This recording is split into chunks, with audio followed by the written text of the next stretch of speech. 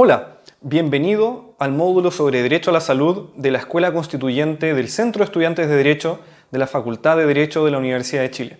Mi nombre es Tomás Ramírez Hermosilla, soy profesor de la facultad a cargo del curso Clínica Jurídica 1. Uno de los aspectos más importantes del proceso constituyente será poder determinar qué lugar tienen y cómo se regulan en una nueva constitución los derechos económicos y sociales, y en particular el derecho a la salud. Para esto habrá que discutir mucho y existen una serie de temáticas que son fundamentales para llevar a cabo esta tarea. Sin embargo, antes de poder establecer qué es lo que se va a discutir, debemos conceptualizar a qué nos referimos con un derecho a la salud y, en segundo lugar, cómo actualmente la Constitución lo regula y cuáles son los problemas que tiene esa regulación. ¿Qué significa tener un derecho a la salud? Tener un derecho a la salud no significa que una persona esté obligada a que otra persona no se enferme, ni tampoco a lograr el objetivo de su total y completa recuperación. Esto no solo es imposible, sino que además es absurdo. A nadie se le puede exigir eso. Tener un derecho a la salud tampoco significa, en términos estrictos, la prohibición de afectar la salud de una persona en particular. Esta prohibición está regulada más bien en un derecho distinto, que es el derecho a la vida y a la integridad física y psíquica, que está contemplado aparte por el constituyente y además está protegido de manera más intensa y de distintas formas que el derecho a la salud. Tener derecho a la salud, entonces, se refiere a una serie de obligaciones del Estado de realizar prestaciones para el cuidado de la salud de todas las personas. La Organización Mundial de la Salud ocupa una definición amplia de lo que es salud. Se refiere a un estado completo de bienestar físico, mental y social, y no solamente la ausencia de afecciones o enfermedades. Y además agrega que el goce del grado máximo de salud es un derecho fundamental y que debe guiarse por la igualdad de todas las personas sin distinción de raza, credo, situación económica o social. Un problema es definir a qué nos referimos cuando hablamos de derecho a la salud, y otro distinto es cómo se protege y con qué importancia. Este problema sobre cómo protegerlo, en qué lugar, de qué manera, es algo fundamental en la discusión democrática dentro de un país y debe ser resuelto en primer lugar en la Constitución. ¿Cómo se regula el derecho a la salud en la actual Constitución? Para poder comprender el estado actual de cosas al respecto, es necesario hacer la siguiente distinción. Uno puede leer la Constitución de acuerdo a lo que las personas que lo redactaron o quienes hicieron las reformas quisieron en ese minuto. Una forma distinta de comprenderla es que la Constitución es un texto que debe ser interpretado con distintas fuentes, entre ellas aquello que se discutió cuando se redactó, pero también teniendo presente otros principios, otros derechos, el cambio en la autocomprensión que tenemos como sociedad y como Estado. En el esquema original de la dictadura cívico-militar, comprendemos el derecho a la salud de una manera restringida, en donde el Estado tiene un rol absoluto y totalmente subsidiario, y lo que se protege de manera intensa es la libertad de las personas para escoger un sistema público o privado de salud. El artículo 19, número 9 de la Constitución contempla dos derechos distintos. El primer derecho es el derecho a la protección de la salud y el segundo derecho es aquel que está destinado a proteger a las personas para que puedan elegir libremente el sistema de salud al cual quieren afiliarse, ya sea estatal o privado. Cada uno de estos derechos tiene una estructura absolutamente distinta. El derecho a la protección a la salud es un derecho que genera obligaciones de medios para el Estado. ¿Qué quiere decir eso? Que el Estado debe ocupar de la mejor manera posible los recursos que tenga a mano en un momento determinado para la protección de la salud. No está obligado a llegar a un resultado, sino que a hacer lo mejor posible. Por el contrario, el derecho a elegir un sistema de salud es un derecho que está vinculado a la libertad de las personas y por lo tanto se genera una prohibición específica para el Estado y para los privados en orden a obligar a una persona que se afilie a un sistema determinado. Por eso, solamente este derecho a elegir está contemplado en el recurso de protección. El recurso de protección es una acción constitucional destinada a que las Cortes de Apelaciones o la Corte Suprema en su caso tome medidas frente a actos u omisiones ilegales o arbitrarios que amenacen, priven o perturben el legítimo ejercicio de ciertos derechos, pero no de todos los derechos establecidos en la Constitución.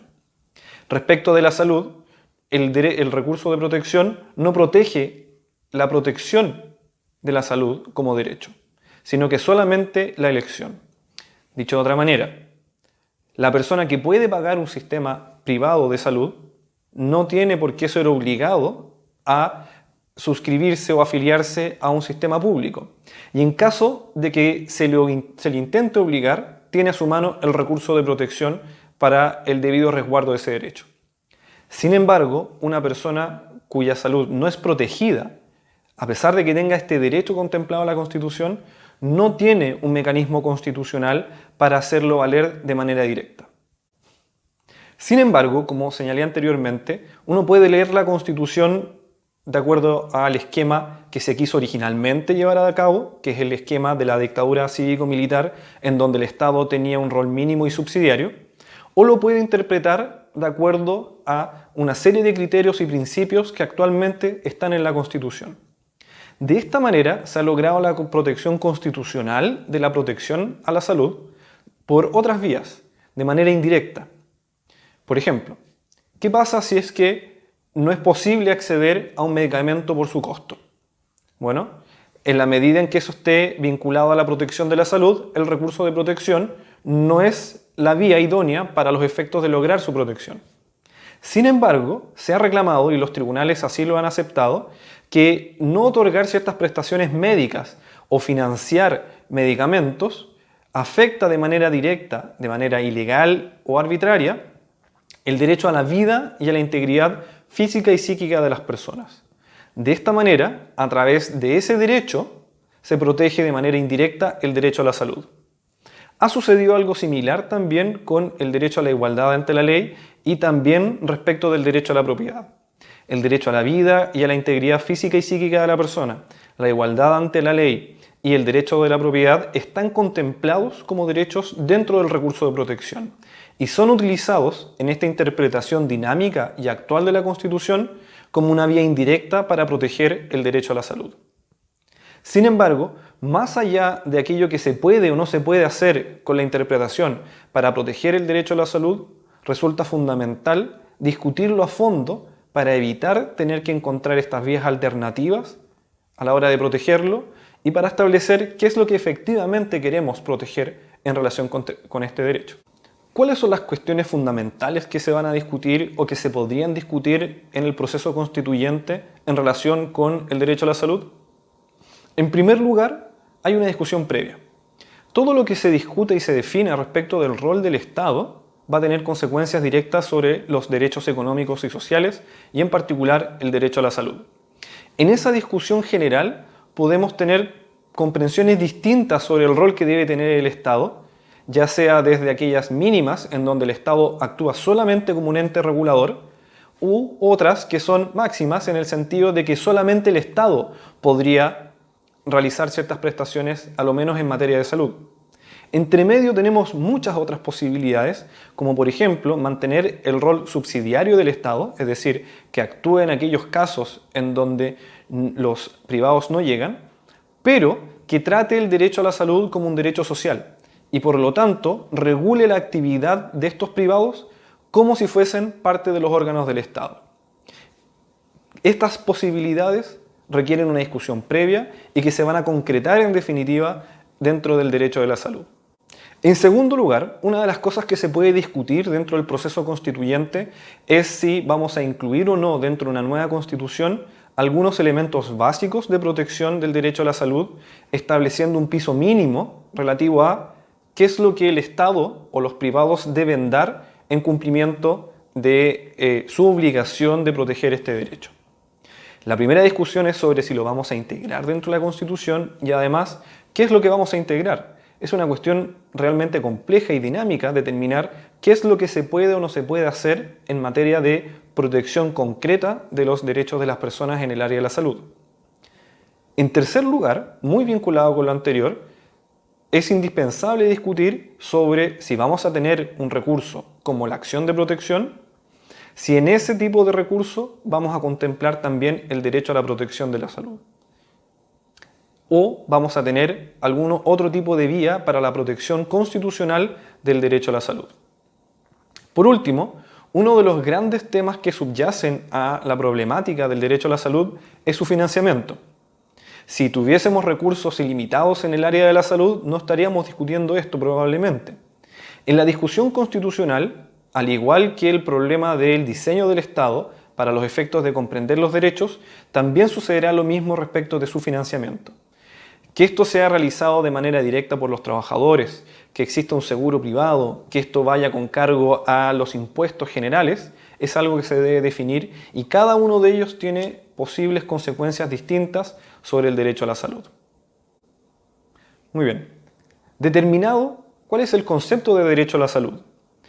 ¿Cuál es la forma en cómo la actual Constitución lo regula y cómo se ha ido comprendiendo durante el tiempo esa regulación del derecho a la salud y su protección? Y finalmente, habiendo planteado algunos temas que debiesen tocarse en un proceso constituyente, queda algo al final un poco más general que decir.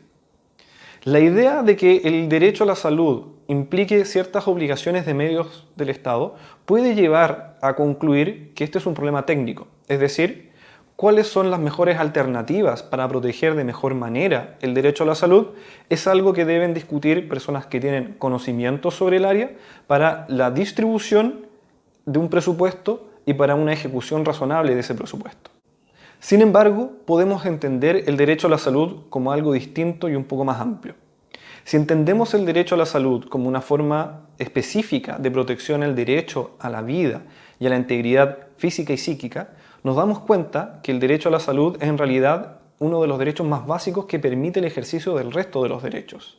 No tiene sentido hablar de igualdad ante la ley si es que no tenemos las condiciones mínimas de supervivencia para poder llevar adelante los proyectos que deben ser tratados de manera igualitaria. Desde este punto de vista, el derecho a la salud, llevado en la Constitución y luego los casos concretos, no es un problema meramente técnico, sino que ante todo una cuestión política, una cuestión de definición política que debe estar establecida de manera clara y precisa en un proceso constituyente democrático.